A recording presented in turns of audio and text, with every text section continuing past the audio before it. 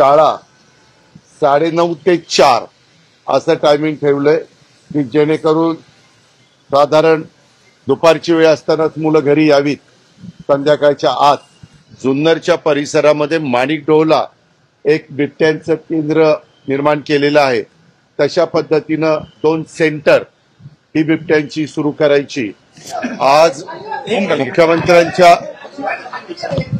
मुख्यमंत्र्यांच्या अध्यक्षतेखाली बिबट्याचा खूप मोठ्या प्रमाणावर जो काही एकंदरीत संख्या वाढलेली आहे आणि अनेक लोकांचे जीव गेलेले आहेत, मुलांचे गेलेत, मुलींचे गेलेत आणि खूप भीतीचं वातावरण विशेषतः महाराष्ट्रातल्या अनेक भागात. नावच घ्यायची म्हटलं तर पुणे जिल्हा, अहिल्यानगर जिल्हा, नाशिक जिल्हा, कोकणचा आपला रत्नागिरी आणि तिकडचाही काही भाग, असा वेगवेगळ्या भागामध्ये जिकडं बिबट्यांची संख्या वाढतीये.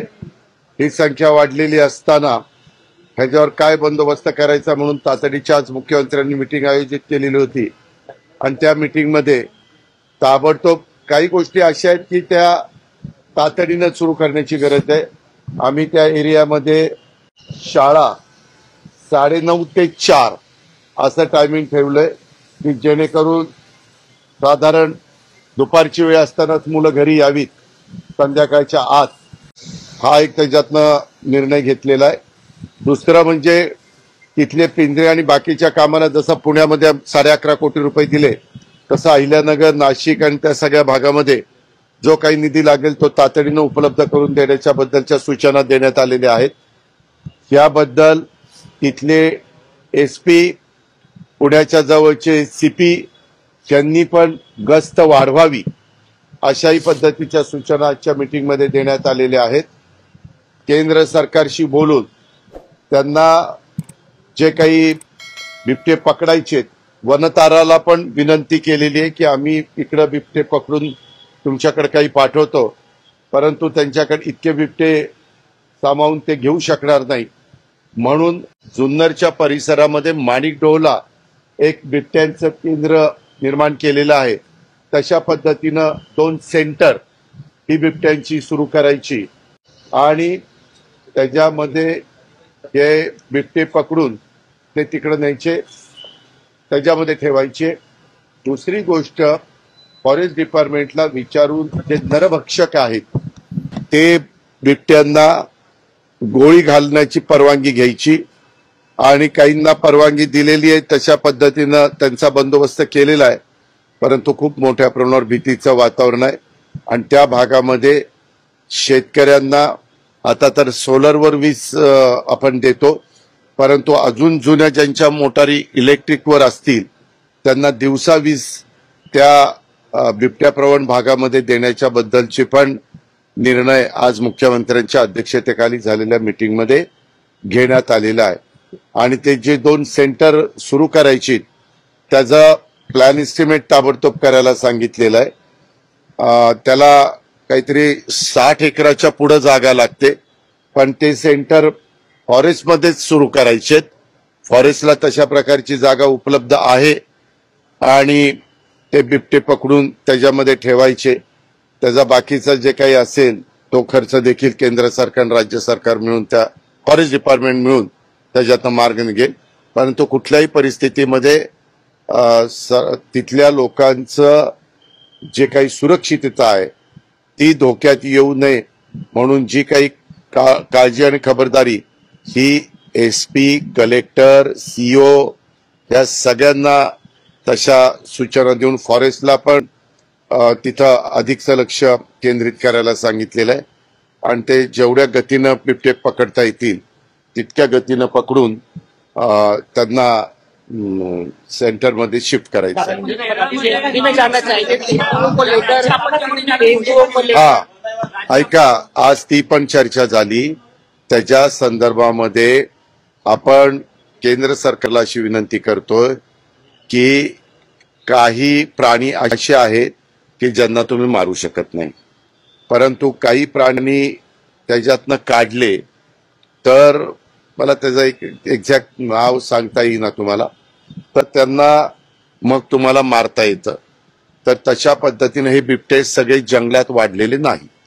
हे ऊसामध्ये त्या नर मादीला त्यांचा म्हणजे मादीला झालेली पिल्लं ही वर्षामध्ये साधारण 4 पिल्लं एक मादी घालते आणि त्याच्यातनं 8 पिल्लांची पैदास वर्षभरात होते.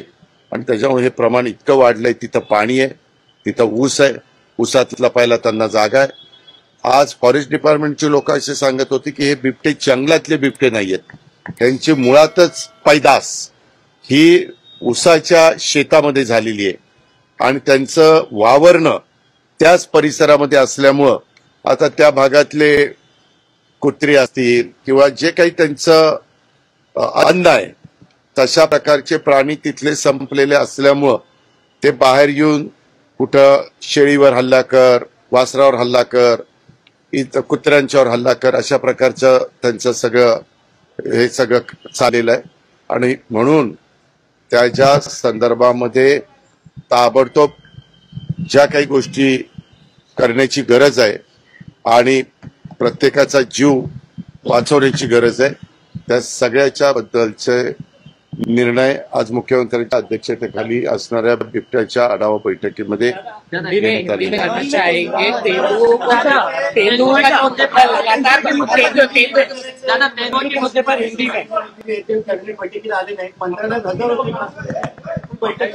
नाही, मला त्याच्याबद्दल काय माहिती नाही.